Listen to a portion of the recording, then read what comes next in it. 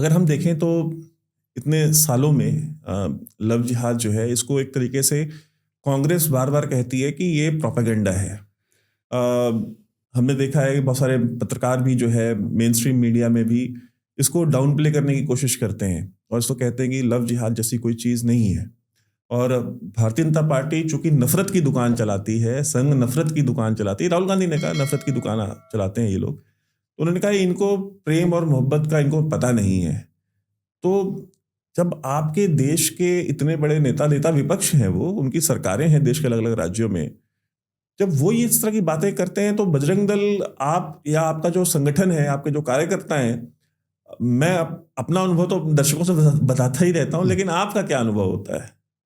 देखिए, कांग्रेस के बारे में तो कुछ बात न की जाए तो बेहतर है। कांग्रेस तो वो पार्टी है जिसने 1947 में भारत का विभाजन धर्म के आधार पर अपनी सत्ता के लिए स्वीकार कर लिया था, जिसने देश का विभाजन करा दिया हो, तुष्टीकरण के लिए भारत में मुसलमानों को रोक लिया हो, डॉक्टर भीमराव अंबेडकर ने इसका प्रबल विरोध किया हो, जिन्होंने यहाँ तक कहा कि जब तक भारत से प्रत्येक मुसलमान पाकिस्तान नहीं चला जाता और पाकिस्तान में रहने वाला प्रत्येक हिंदू भारत नहीं आया तब तक मैं विभाजन को पूर्ण नहीं मानूंगा, जिन्होंने इसके आगे और जोड़ करके कहा कि इस्लाम के ऊपर जो दुनिया भर में शोध हुए हैं, अध्ययन हुए, स्कॉलरशिप्स हुई हैं, उसमें ये कॉमन पाया गया है कि मुसलमान अपनी धार्मिक किताब हदीस कुरान के प्रति अधिक वफादार है।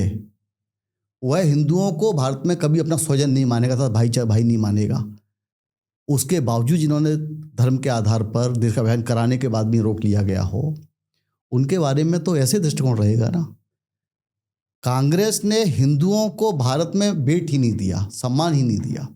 तुष्टीकरण के तहत उन्हीं को हज यात्रा, उन्हीं को सब्सिडी में मदरसे, उन्हीं को मस्जिदें, मजार, सरकारी ज़मीन, सरकारी अलॉटमेंट पैसे दिए। ये किसके आधार पर, किसके लिए दिए भाई? पर्सनल लॉ किसके लिए दिया? पर्सनल लॉ किसके लिए दिया? क्या संविधान में आप वक्फ बोर्ड की कोई जगह है क्या? संविधान की जगह नहीं है, लेकिन उसके बाद भी क्यों दिया? जिस भारत ने इतना बड़ा भूभाग पाकिस्तान के रूप में दे दिया, फिर भी वक्फ बोर्ड की आवश्यकता क्या पड़ेगी भारत में?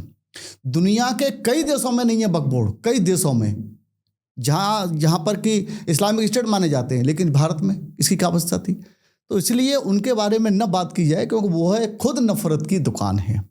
उन्होंने नफरत के तहत ही सब कुछ इतना किया है कि आज देश इस स्थिति में खड़ा हो गया है कि आज देश में अलगाववाद जैसी चीज़ें, आतंकवाद जैसी चीज़ें का कारण अगर कुछ है तो उसमें बहुत बड़े पैमाने पर कांग्रेस ही है। बजरंग दल जो देश के लिए काम करता है, जो धर्म की रक्षा के लिए काम करता है, जो हिंदू युवाओं को सर्वशासी पराक्रमी बना रहा है, देशनिष्ठ बना रहा है, देशभक्त बना रहा है, वह कांग्रेस कर्नाटक में चुनाव के टाइम पे कहती है कि हम अगर जीते तो बदले पर बैन लगाएंगे। कितना बड़ा झूठ बोलने की क्या आवश्यकता थी? क्या कोई राज्य सरकार बैन लगा सकती है राष्ट्रीय संगठन पे? वो केंद्र सरकार का काम है। क्यों लगाएंगे? क्यों कह रहे हैं? क्योंकि इस्लामिक जिहादियों के सामने कहीं वो लव जिहाद करते हैं तो सीना तान के उनके सामने बजरंग दल खड़ा हुआ है, वो सामने पहुंच जाता है, कन्या वर्षा कर लेता है, लव जिहाद में फंसी बहन को वापस ले आता है।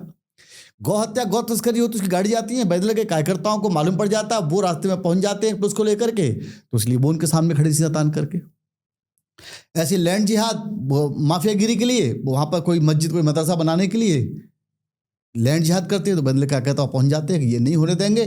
जहाँ बजरंग दल सीना तान के खड़ा हुआ है तो उनके सामने कौन आ रहा है? बजरंग दल आ रहा है, इसलिए बजरंग दल पे बैन लगाने की साजिश की। तो ये कांग्रेस ने कुल मिलाकर के देश पतन की ओर ले जाने का काम कर रही है। देश में कुल मिलाकर के एक वास्तविकता ये है कि आज समाज को कांग्रेस से सचेत रहने की आवश्यकता, सावधान रहने की आवश्यकता। थैंक यू सो मच दोस्तों, आपने अभी तक ये क्लिप देखी, लेकिन अगर आप पूरी वीडियो देखना चाहते हैं तो उसकी डिटेल्स डिस्क्रिप्शन बॉक्स में भी है और पिन कमेंट में भी है और आपके स्क्रीन पर भी फ्लैश करेगी। बहुत बहुत धन्यवाद।